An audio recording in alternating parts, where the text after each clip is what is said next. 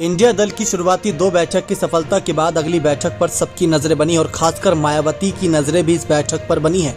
लेकिन दूसरी तरफ नीतीश कुमार जो बड़े सूत्रधार साबित हुए थे सभी विपक्षी पार्टियों को एक छत के नीचे लाने में, वो मायावती का सहारा क्यों नहीं लेते नजर आए। इसको लेकर बड़ा खुलासा हो रहा है। और क्या इन फ्यूचर कभी मायावती को इंडिया गठबंधन में शामिल कराने का मन बनाएंगे नीतीश कुमार? सवाल बहुत बड़ा है। देखा जाए तो नीतीश कुमार ने मायावती से एक बार भी मुलाकात नहीं करी। खबरें इस बात की ओर इशारा भी कर रही थी कि मायावती को संदेश भी नहीं गया था, यानी कि निमंत्रण पत्र भी नहीं गया था। जो पटना में पहली बैठक हुई थी और कर्नाटक में दूसरी बैठक को लेकर भी निमंत्रण पत्र नहीं गया था। क्या इसके पीछे की वजह यह समझा जाए कि नीतीश कुमार मायावती से इस बात का डर खा रहे हैं कि अगर मायावती इस गठबंधन में आ जाती तो नीतीश बैकफुट पर चले जाते और मायावती फ्रंट फुट पर आ जाती, क्योंकि मायावती भी एक प्रधानमंत्री बनने लायक बहुत ही अच्छा और उम्दा उम्मीदवार के तौर पर है।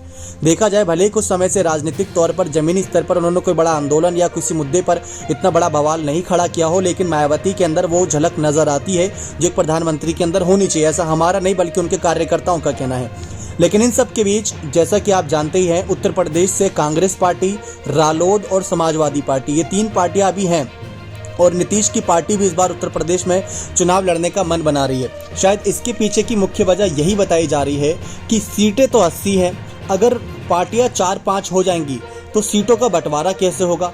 पिछले चुनाव की बात कर ले, जब 2019 में सपा बसपा का गठबंधन हुआ था तो करीब 37 सीटों पर समाजवादी पार्टी लड़ी थी और 38 सीटों पर बसपा लड़ी थी और 3 सीटों पर रालोद लड़ी थी और 2 सीट जिस पर अमेठी और रायबरेली पर कोई भी नहीं लड़ा था, क्योंकि वो कांग्रेस के खाते में ज्यादातर जाती हैं। तो इसी को ध्यान में रखते हुए सीटों के बंटवारे में पेच ना फंस जाए।